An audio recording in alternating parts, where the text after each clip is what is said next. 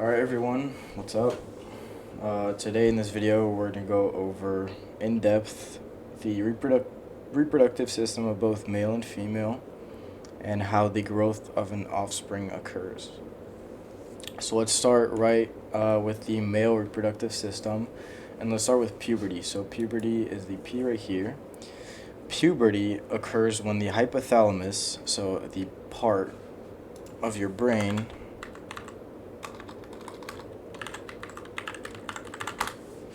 wrong. So the hypothalamus is right here. It has two glands. The main gland will release FSH and LH.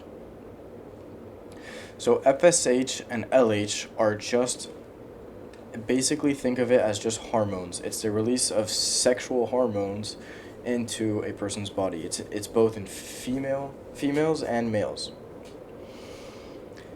It's hormones that develop sexual characteristics and reproductive systems. So those hormones is what will continue the growth of your reproductive systems for both male and female and give you the sexual characteristics of your biological gender.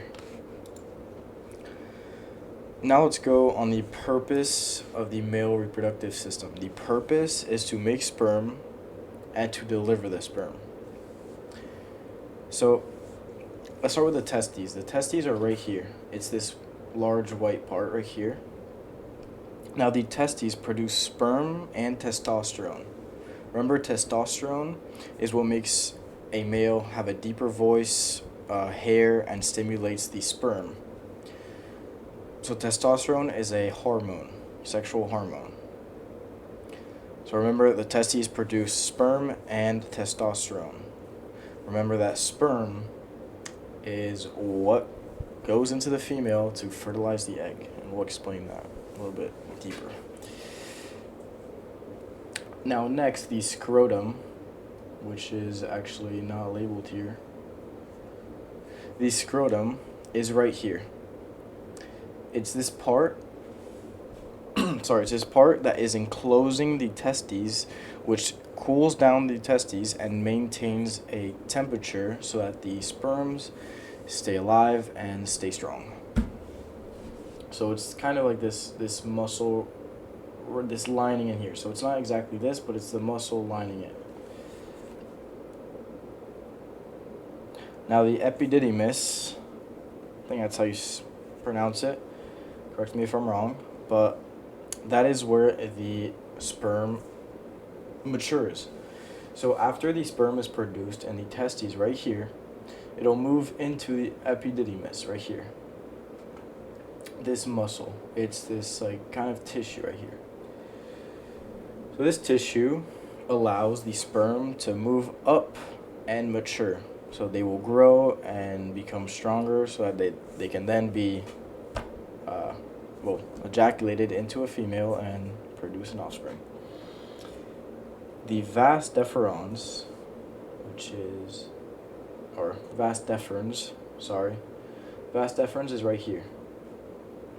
It's this whole thing. The vas deferens is a tube from the testes to or towards the urethra, transporting the sperm. So it will come through the testes and go into the urethra, right? So the urethra is this right here. This right here, it's marked. So the urethra will allow the sperm to ejaculate itself and produce offspring, or try and fertilize an egg. The seminal vesicle, which is right here, is what makes the pre-ejaculate fluids. Okay, well, I'm back. The seminal vesicle is what makes the pre-ejaculate fluid, neutralizing acidity. The vagina is very acidic, and that if there was no ejaculation, there would be no way that the sperm stays alive, right? When the sperm enters the vagina, it needs this pre-ejaculate lining so that it can be protected from the acidity. Now the semen, which is not exactly sperm, it's different. Semen is a combination of different fluids from prostate glands. From the prostate glands, which is, let's see if they, okay, it's not here, but it's right here. So the prostate glands, yeah, right here. Like I said, it's right there. So the prostate glands and the bulbourethral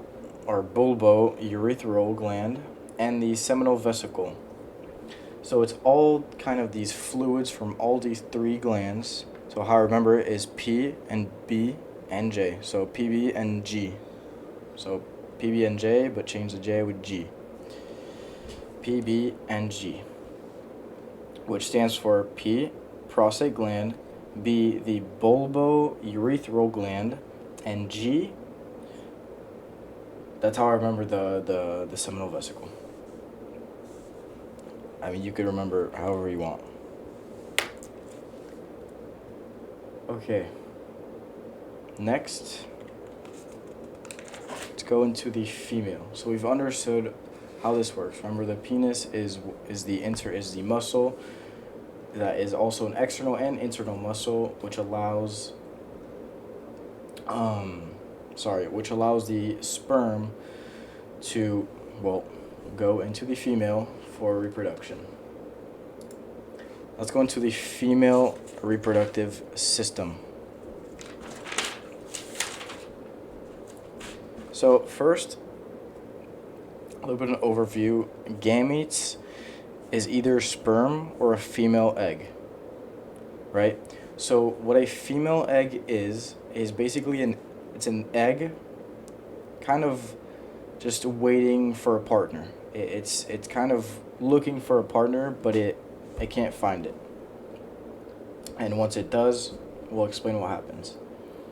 The ovum is the egg cell, and the gonads is the reproductive structures of both male and female. So what is the purpose of the female reproductive system?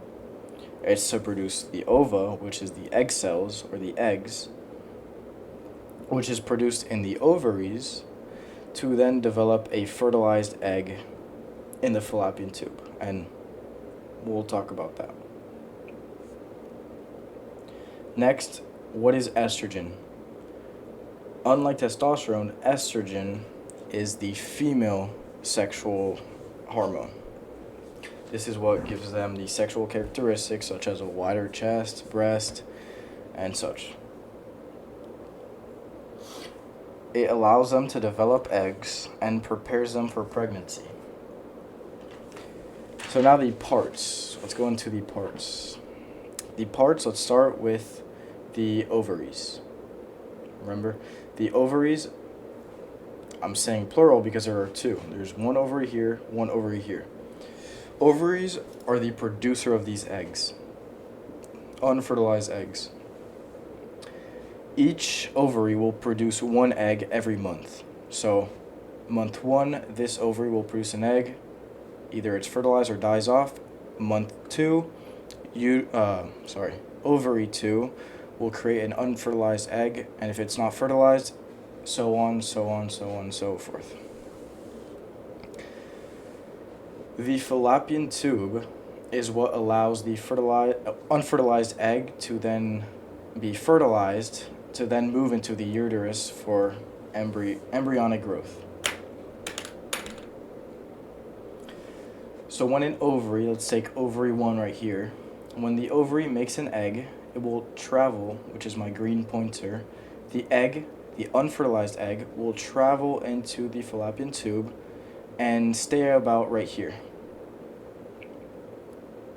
When it is here, the male reproductive structure, so his genital, will go in the vagina, which is this canal right here, allowing him to ejaculate into her, or them, and the sperm that is ejaculated will then kind of move up, crawl up into these fallopian tubes to then find an unfertilized egg to fertilize with.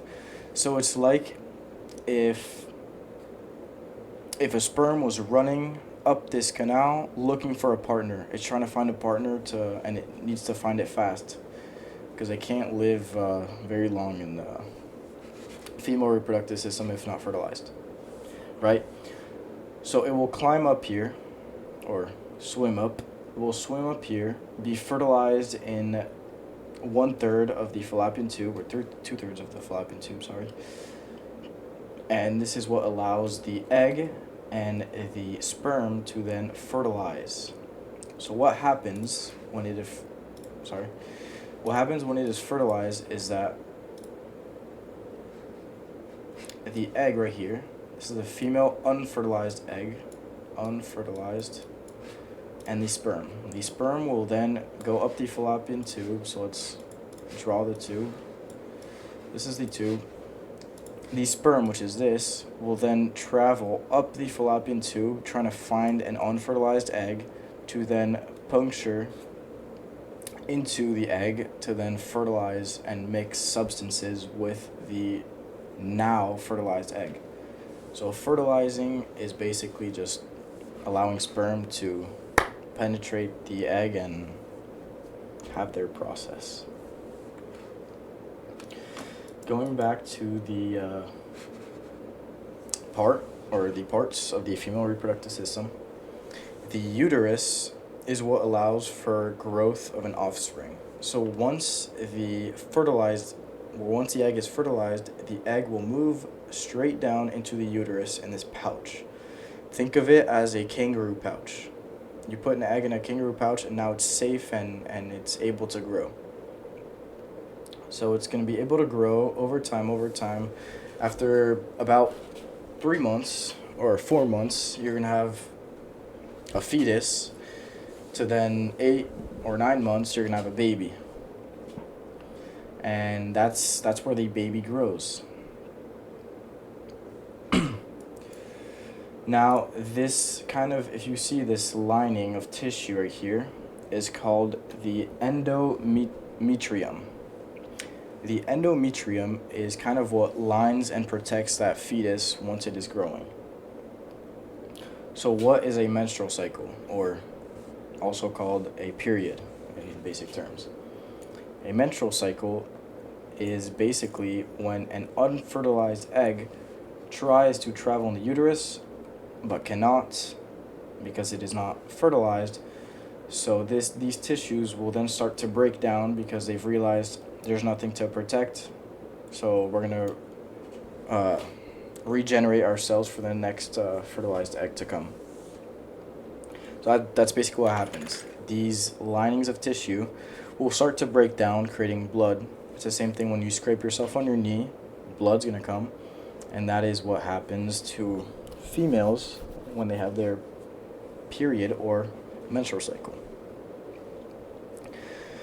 Now, what is ovulation?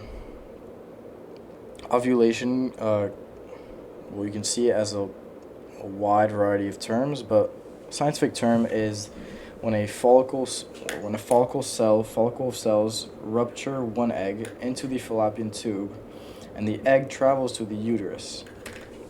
So it is when the egg ruptures and tries to enter the uterus. So it's trying to be fertilized, but it can't. And then that's what happens to then kill off that egg and get rid of it. Ovulation happens. That's it.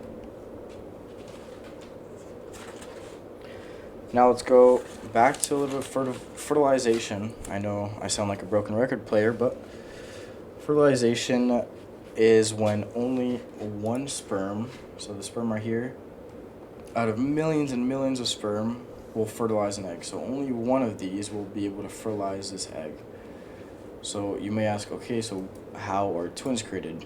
Like, isn't it two sperm? Let's get into that. Twins, there are two. There's fraternal and identical. Identical is when it's the same sperm, but the zygote splits into two. Remember, a zygote is the fertilized egg. So the sperm plus the female egg. That is called a zygote. It's when the egg is fertilized. So identical twins is same sperm, but the zygote actually splits into two. So this fertilized egg will then move into the uterus. Uterus is kind of like a pouch, but in that process, it splits into two. So now you have two fertilized eggs. Now that creates two identical because it has identical DNA, same DNA. Now, how do fraternal twins occur? Fraternal twins is two different eggs and two different sperms. So if we go back to this, if one ovary creates an egg and the other ovary over time creates another egg, this egg will be fertilized, and the other egg, through the process of intercourse, the other egg will actually be fertilized. Now these two eggs are going to move down to uterus, creating two babies. If it happens correctly, because sometimes what often happens in twins is usually one can actually die off because one may take more resources than the other, and the other one can die. That's basically it. Identical twins is the same sperm, but the zygote just splits into two. So identical, split. Fraternal is two different things. It's two different eggs and two different sperm. So it's completely different. That's why when you look at a fraternal twin, there may be a guy with blonde hair and blue eyes, and his sister has dark hair and I don't know, green eyes. They're very different. They don't look the same because it's two different eggs and two different sperm. Now that is kind of it for now. Just I don't know if you have any more questions. Just if you know me, text me. If you don't, comment. I'll answer them. Peace out.